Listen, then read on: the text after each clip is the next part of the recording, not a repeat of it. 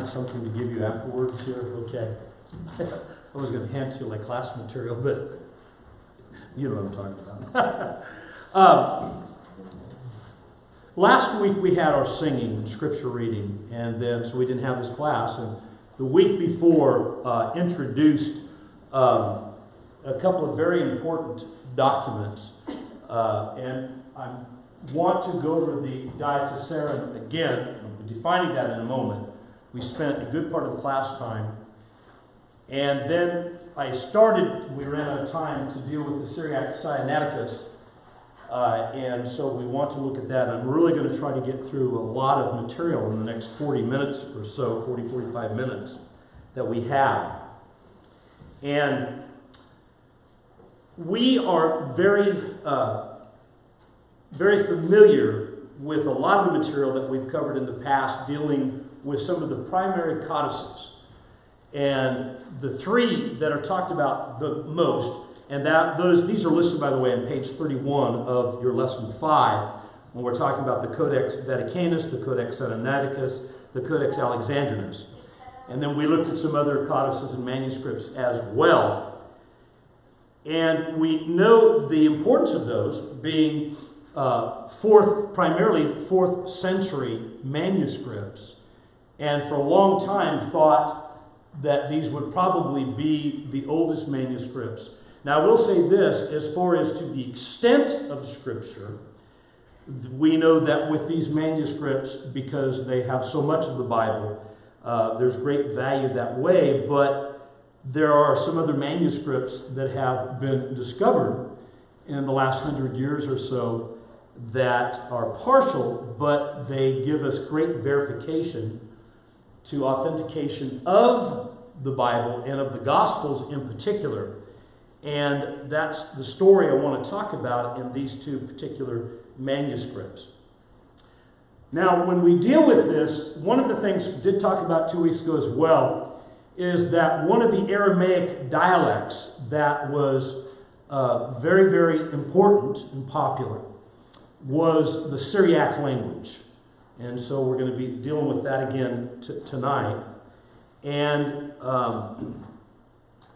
when we go back to this point of the Diatessaron, this is a manuscript that came about by virtue of an individual by the name of Tatian, who is the Syrian, referred to as the Syrian. If you look, he lived approximately from 120 to 180 AD. Now, of course, that puts his birth just basically a little less than a generation after the death of the Apostle John. Takes us back very close to the New Testament era. And Tatian was an early Christian apologist and the editor of a 2nd century. So the 2nd century, obviously when he lived, is in the 100s. But in the 2nd century volume, manuscript known as the Diatessaron. A Syrian, he was a pupil, by the way, of a 2nd century convert apologist and a philosopher by the name of Justin Martyr. How many of you have heard of Justin Martyr before? I think a lot of you have, of Justin Martyr. And Justin Martyr spent a good period of his life and time and work and writings while he was in Rome. And Justin Martyr claims that the memoirs of the apostles and the 4 Gospels, in his writings, he claims that they were read aloud every Sunday. And so what was already going on, even in the church in Rome in the 2nd century, is that the Gospels and the memoirs of the apostles, of some of their writings, it could very well even be the book of Acts, this was quoted in the assembly every Sunday. When Justin Martyr quoted the Synoptic Gospels, and when I say the Synoptic Gospels, which ones are those? Yeah, Matthew, Mark, and Luke. The 3 are the Synoptics. They're very similar in their synopsis of the life and ministry and times of Jesus Christ. John taking a different approach, equally as important. But when Justin Martyr quoted the Synoptic Gospels in his writings, he tended to do so in a harmonized way. That he liked to do that in showing the harmony between Matthew, Mark, and Luke when he could. Now, this Tatian who is also an apologist and becomes a writer, a Syrian, speaks that language as well, obviously. Tatian studied with a group who scholars believe heard from, read aloud accounts of Jesus' biography every Sunday. And this just makes sense by even what Justin Martyr had written. And according to a respected scholar, a man by the name of Helmut Hoyster, Tatian seems to have had some specific interaction with the Greek harmony of the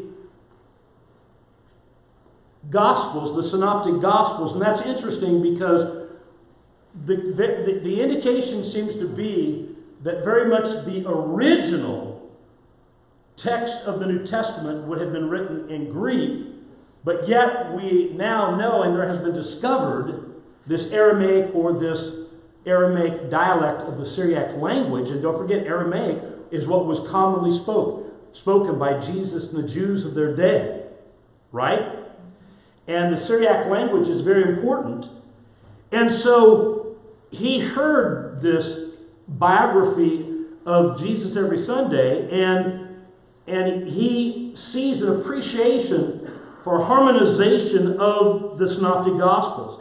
But he will include sections of John's Gospel as well in this particular manuscript, and there's kind of a cover, a later cover of this, what is called, and that, so that's not Greek, and that's not Hebrew, but that is a Syrian dialect right there. That's an Aramaic or Syriac language right there to your lower right-hand corner. Now, probably the oldest and most important of the Syriac manuscripts that we have in reference to the entire Bible would be the Peshitta. And the Peshitta is not the result of this. It's probably the other way around. It was probably already in existence when Tatian is going to write his. And there's some that try to make it as though the old Syriac is what predated the Peshitta, but that's probably not the case. It's very difficult to prove. But let's talk again about this diatessaron. Does anybody remember what that word, it's a Latin word, diatessaron means? Does anybody remember? See, that's why it's good, because I didn't expect you to. But what that literally means is harmony of four. The harmony of four. Because when he wrote this, he was harmonizing the Gospels. Harmony of four ingredients. A title that indicates that the purpose of this manuscript was to harmonize the four Gospels. And the diatessaron incorporates parts of all four Gospels, which scholars appreciate because it shows that the four Gospels had considerable standing in the 2nd century church. Now that is huge. That's in the 100s. Anybody would ever come along and say, well, in some of the theories that have abounded through the years that maybe Matthew didn't write Matthew, and maybe Luke didn't write Luke or Mark. We've all heard that. And maybe it was written by Gnostics later and so forth. No, we have evidence to show that the Gospels were already in existence in the 2nd century, which just makes total sense because those individuals, the Gospel writers, lived in the 1st century, didn't they? Sometime around 170 AD, Tatian wove the materials from the four Gospels together to compose a single narrative of the life of Jesus in the Syriac dialect of his native land.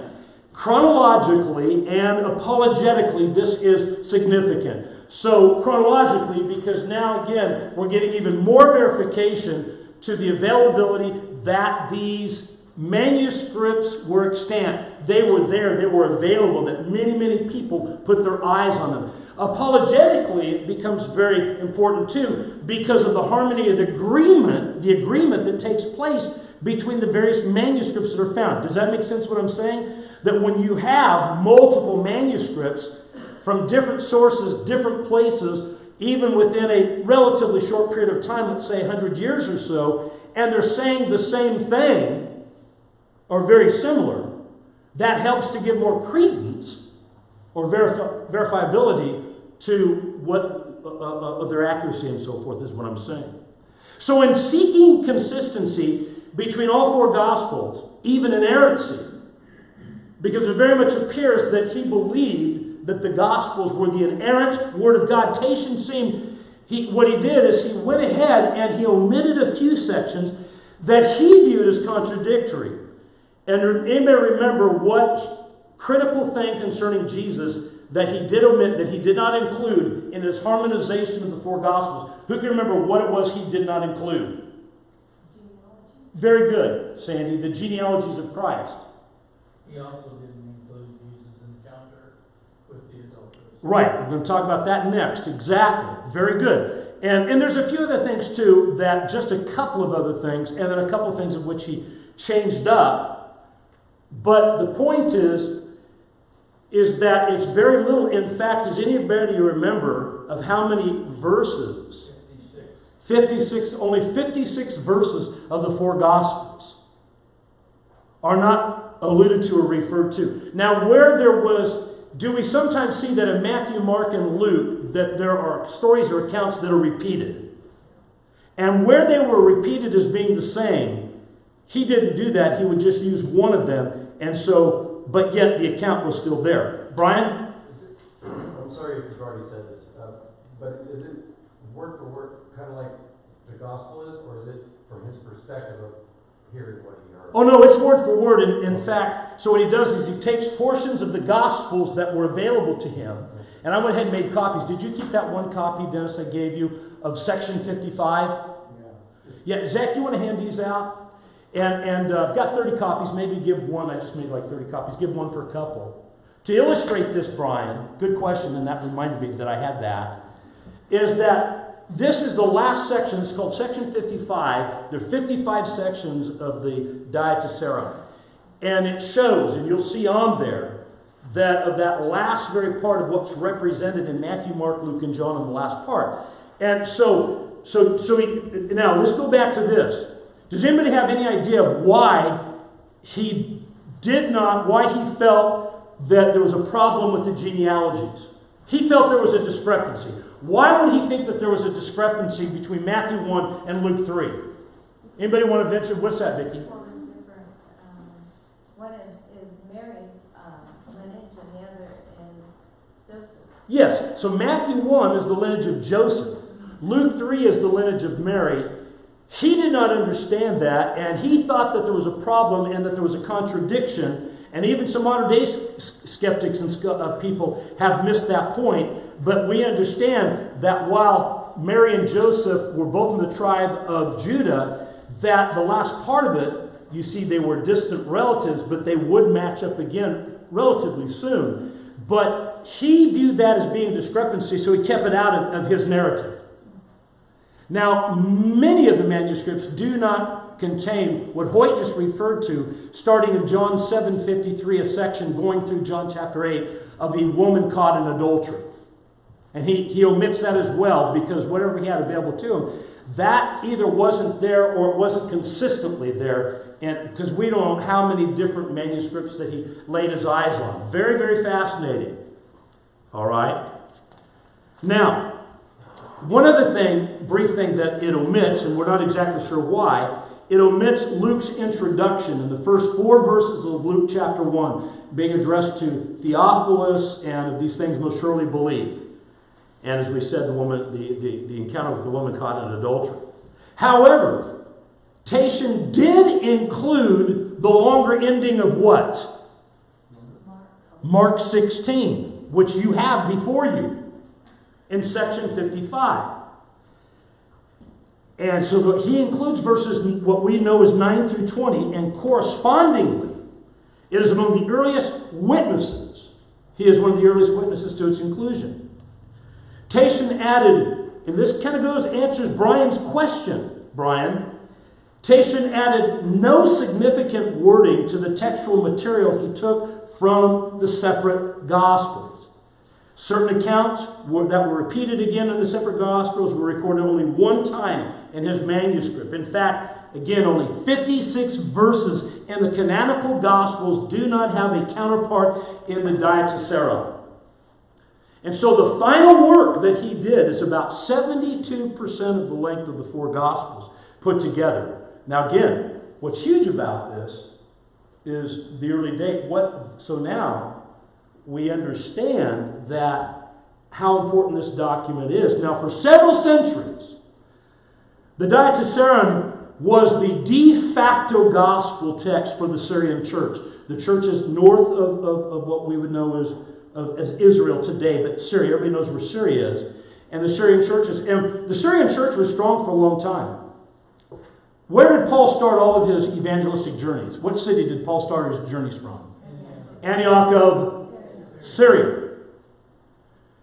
And for many, many years, the Diatessaron was it was the gospel, in fact, that was used over and above the individual gospels on their own. However, the Diatessaron lost its footing eventually in the Syrian church when many years go by, long after he's dead and gone, Tatian. But a 5th century bishop of Edessa, and Edessa was kind of the center of the Syriac language-speaking culture, the city of Edessa. And the bishop of Edessa by the name of Rabula, and he was a bishop from 411 to 437, he suspected Tatian had been a heretic, and he had these suspicions, and so he shunned the Diatessaron, even though it had been in existence at this point now for over a couple hundred years, being very significant. Then, while he shunned it, then after him there was a bishop in the city of Cyrus, and this bishop's name was Theodoret, and he went a step further and he destroyed 200 copies of the Diatessaron in his insistence on the reading of the 4 separated Gospels. He says, we just need to have the 4 Gospels, which is fine, to have those 4 separate Gospels, read from the separate Gospels, just like we do today. But sadly, they destroyed so many of the early copies and manuscripts. And again, copies of the Diatessaron were slowly replaced with the standalone Gospels, that is, the individual Gospels. Interestingly, Rabula had wrongly concluded that Tatian embraced Docetism. Does anybody know what that is? Docetism. The doctrine of Docetism was a pretty popular doctrine, probably even Gnostic origin. I'm not exactly sure on that. But it was the doctrine that Jesus Christ didn't really have a true physical body, that it was an illusion. And of course, that flies in the face of what the New Testament teaches about the necessity of him actually being made flesh and having a body. But can anybody at this point venture why, these centuries later, of a fellow that did not even know him, that only has extant some of his writings, why Rabula might conclude that about Tatian?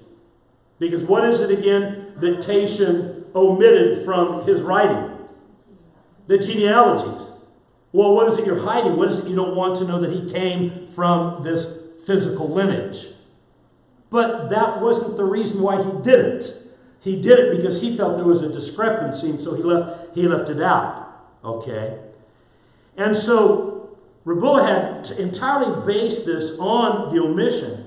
The theory later was debunked, as it is quite obvious that when you look at the Diatessaron, it preserves the bulk of the 4 Gospels, including a great deal about Jesus' humanity. So if he would have felt that, he would not have all these other verses about his, as far as the nails in his hands and his feet, and thrust your hand, and so forth, that he had a body. And he doesn't omit that. He doesn't hide that at all.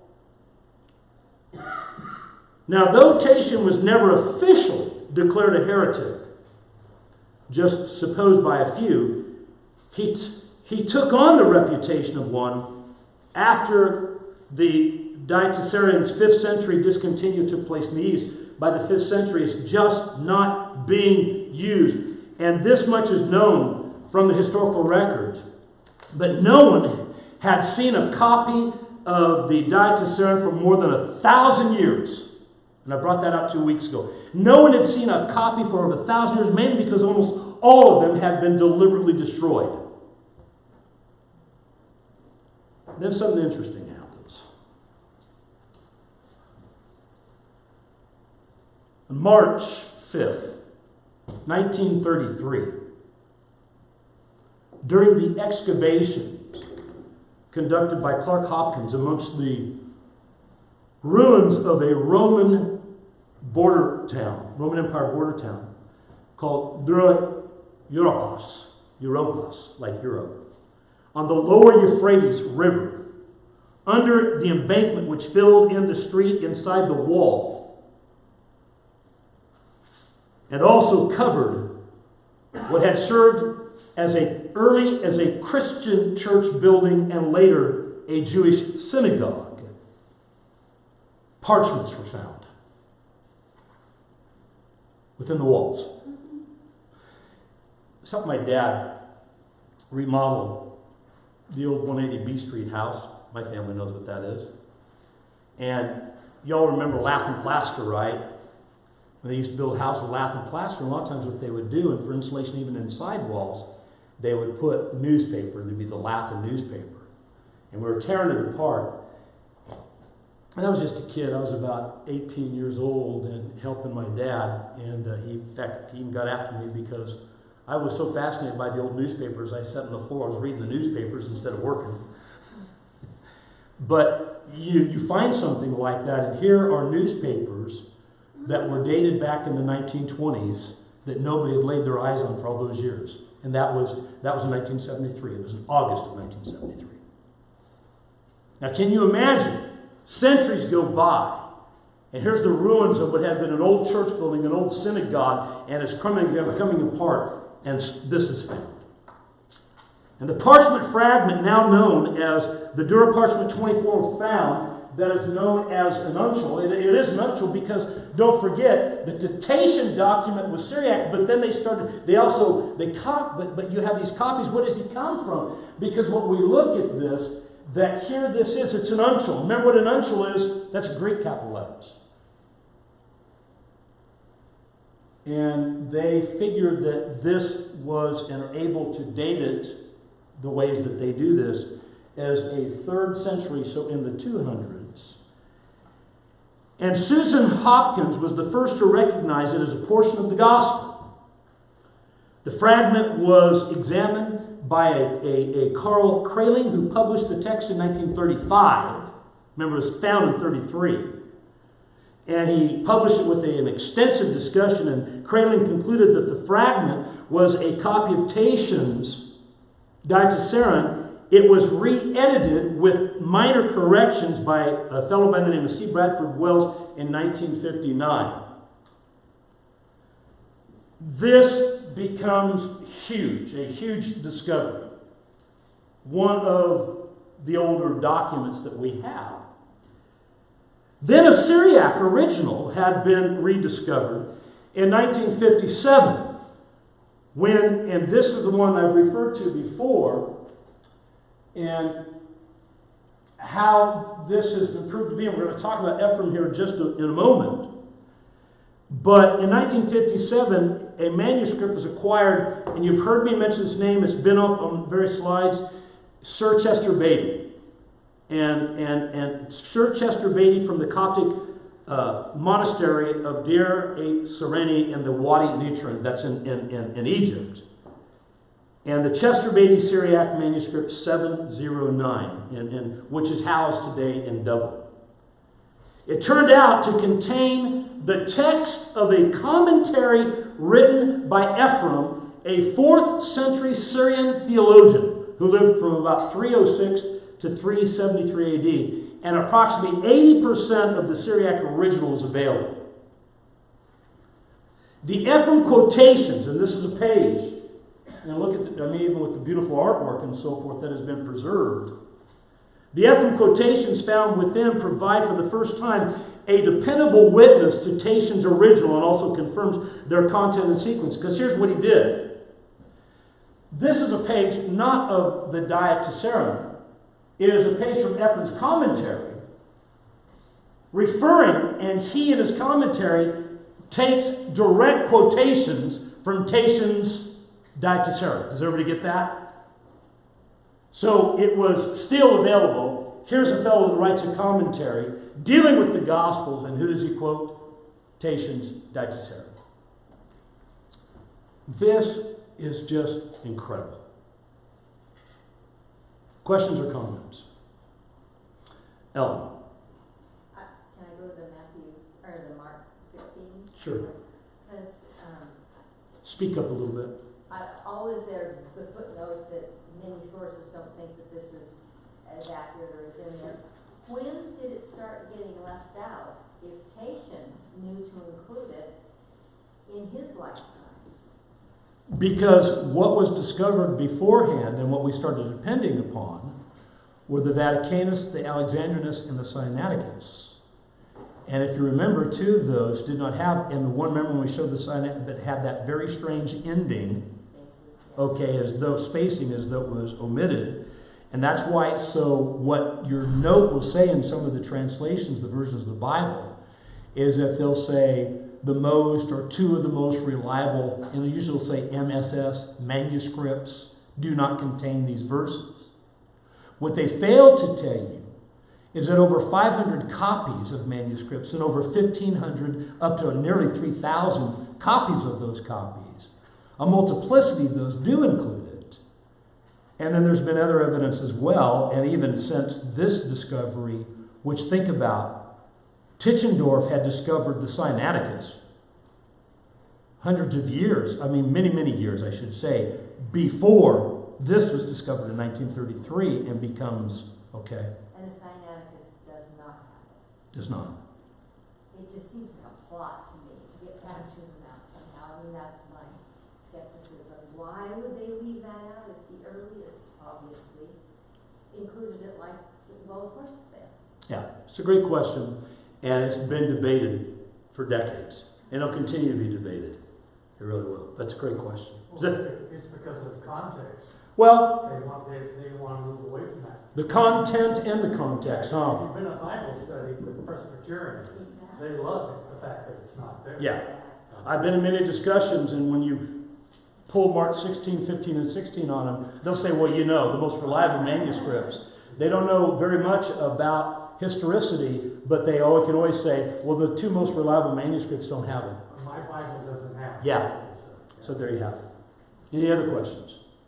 Now, I want to move on, because some of that was repeat, but some of that's new, and some new slides I had too, and I got all excited about that. Because I just keep digging, I keep finding more stuff about it, right? And, and if this is boring you, too bad.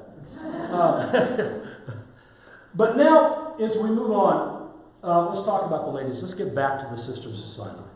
I'm telling you, if you want a good read, get the book. The Sisters of Sinai. And you know who gave me this book about 10 years ago? Larry Brown. Nick and Larry? And I had it for quite a while, and I thought, I don't know what that's about. And then you put it to the side, right? And I picked up and started reading, and I thought, what? And so I started researching. I went online and started looking at other sources. And I'm going, what? Fantastic. So, again, the study of, and what is it? What is a palimpsest? Remember, what is a palimpsest? What is a palimpsest? Ellen, go ahead. Tell us. Washed and written over. Right. So where you take the original material like vellum that had been written on with ink, but they want to reuse the material. They did this a lot, and they would use certain kinds of agents to try to wash and cleanse it, but there will always be a little bit left behind, and they'd write over it. But in time when these are found, then you could see that in these palimpsests, that wait a minute, there was something written on top of something else. That's what makes it a palimpsest. And the study of palimpsests in St. Catherine's Library actually began, when we're talking about the Syriac Sinaiticus, actually began in 1892 because of these two twin ladies, these two twins, sisters. Agnes Smith Lewis and Margaret Gibson. and it is just a fascinating story. I just want to remind you that what they've referred to as this unlikely pair of trailblazing, self-taught biblical scholars arrived on camelback at Mount Sinai at St. Catherine's Monastery, which is not Roman Catholic, it's Greek. Okay. And at the age of 49 years old, these twin Scottish sisters had made this incredible arduous pilgrimage to St. Catherine's Monastery in hopes of finding an ancient version of the Bible, because back home in Scotland, they had been told by some academics, and they were not academics, but they had been told that one man in particular who had to leave, he had been down there, and they knew about Tischendorf's, because that's where Tischendorf found the Sinaiticus. That's why it's called the Sinaiticus. Because St. Catherine's Monastery, in fact, I think I have some pictures here, that here we have it. Through the years, they built walls and so forth. But there, by the way, there's Mount Sinai. And at the foot of Mount Sinai, and that's where Tischendorf had discovered the Sinaiticus, and he had found out that many of the leaves were, in fact, he found it in a garbage can, and already knew that some of it had been destroyed. Amazing. They didn't know what they had. The stuff was buried in rooms and closets. And so these sisters, they go back there because they were given a hint from somebody else that they think there was some more value. And they told them there was this particular closet below the main monk. He had his room, and right below there was a special little room, kind of like the closet, and it was heaped full of material. And he said he was confident there were some important manuscripts in there. He said, but you're going to have to dig and start looking. They were aware that in 1844, that Tischendorf again discovered his important manuscript. And in this library, and dating at 325, and so the sisters knew that the text called the Codex Sinaiticus was the oldest known version of the New Testament. That's why the Codex Sinaiticus that Tischendorf discovered, which even today is in St. Petersburg, is very important to us, and had been central in reconciling different versions of the Bible, and had led to the creation of an authoritative Greek edition of the New Testament. So the Smith twins, now both widows, they had both married at the same time, and both married, one married earlier too, but the same year they lost their husbands. Their husbands died. Both had been clerics as well as academics and some other things that they did, and they died. And these gals, by the way, going back to them, their father had told them when they were little girls that you master language, I'll take you to the country. By the time they were 12 years old, they were speaking French, German, and Italian, as well as their English language. By the time that they make this pilgrimage in 1892, they mastered 12 languages, including the Syriac language, Koine Greek, classical biblical Hebrew, Italian, German, Spanish, French. And Jan and I were talking about, you don't have to be an academic to master language. You just have to practice and immerse yourself. That's what they did. Now, I kind of think they had a proclivity or propensity towards it somehow. Okay. But it's amazing. And they were passionate about studying the oldest biblical text. To that end, they had dedicated themselves to learning these languages so that when they went down there, that they could speak to these monks in Greek. Because one of the things that the academics had gone before them were not able to communicate real well with them, but they learned their Greek dialect so that they could go there and be accepted. Smart gals. And when they went, and they had gone on an earlier trip that was a disaster. For a lot of different reasons. They were exposed to cholera, they were exposed to all kinds of things, and they had to go back home pretty much empty-handed. But this next time they went against convention, and they just took one other woman with them, and they said, forget about the guys. That is so out of character when you think about the time.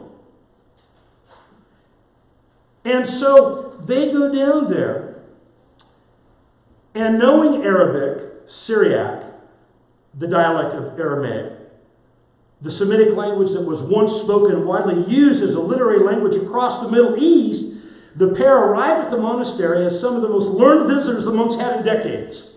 They could not believe what these ladies knew. And so the St. Catherine's community was generally wary of outside scholars, not least because Tischendorf never made good on his promise to return the Codex Sinaiticus. He promised to return to the monastery. He never did. But unlike previous visitors, both women were fluent in the colloquial modern Greek and so could speak with the Orthodox monks in their own language. Soon they were on friendly terms with the monastery's librarian and were allowed to investigate the collection, where the pair cataloged and photographed manuscripts and searched for previously unknown versions of biblical texts. As a matter of fact, I was reading once, don't forget, man, they didn't have like what we got today. They took over 1,000 photographs and then had to take that film back to Great Britain and have it developed. Can you imagine traveling all along and just like hoping that it all turns out? And which it did. There in their search, in an unused cabinet, Agnes found an Arabic manuscript describing the martyrdom of female saints. She's looking at it and she's reading it. And it's describing these various women, Christian women, in kind of the early church, probably second, third, whatever that would be, 2nd century, I guess. But then she notices, this is a palimpsest, she says there's something beneath it. And so, she knew this manuscript was special, and under the Arabic text, she could make out older writing in Syriac. And she understood it now that this palimpsest, and with her command of the Syriac language, she knew the undertext was probably, she was able to determine, and it was later proved once they were able to what? Was the Gospel of Mark. The following year, the sisters returned to the monastery in the company of 3 other scholars to meticulously transcribe the manuscript. This time they were armed with a chemical reagent that could dissolve the overtext ink and render the undertext visible. And after demonstrating the technique for a monastery librarian, because he wasn't sure that they should do that, they had to prove that this works and wasn't going to destroy the manuscript. They did that. And Agnes was allowed to apply the reagent to some leaves of the manuscript on the condition that she preserve a few lines of overtext on each page. As much as 1/6 of the undertext was rendered visible by this method. Finally, and good, we have 5 minutes. This is kind of getting out what I want to do tonight. After several weeks that it took, can you imagine, now transcribing the manuscript, the scholars found it was a complete Syriac version of the Gospels of Matthew, Mark, Luke, and John. Dating to the 3rd century, it was the oldest such account in Syriac ever discovered. Agnes edited a scholarly edition of the palimpsest Gospels known as the Syriac Sinaiticus, and its publication brought the sisters worldwide celebrity and caused some of the academics, these men, to be very upset and jealous. Biblical scholars, while they welcomed the discovery, and they were able to use the Syriac text to resolve some of the discrepancies that existed between the various existing Greek texts, it lined up things and it filled in some of the blanks. According to University of Cambridge theologian Janet Soskis, who has written this book and a biography of these sisters, they made an enduring contribution to biblical scholarship. Having the Syriac version of the Gospels was a major boost to understanding the history of the Bible, she says. Even today, scholars are very grateful to Agnes and Margaret. They were given honorary degrees by some of the most prestigious universities in Great Britain, as you can imagine. And I just wanted to show some things. So St. Catherine Monastery in Sinai Peninsula, interior of the Basilica within the monastery. Beautiful. Love to go there. And can you imagine finding something like that? A 4th century Sinaitic palimpsest. In fact, you look at that and those pages just piled on, and how careful you have to just to turn those and then to read them. And then individual pages, and that's a really good example of the Aramaic, the Syriac alphabet language right there. When they discovered that in Matthew 1, Matthew 15. And you can see some of the water damage. But you also see, you have the overtext and you see the undertext. And the overtext is about the martyred women, the newer obviously. The undertext, Gospels. Where are they stored now, Brent? What's that? Where are they stored? That's a good question. I believe they're in a few different places, parts of it.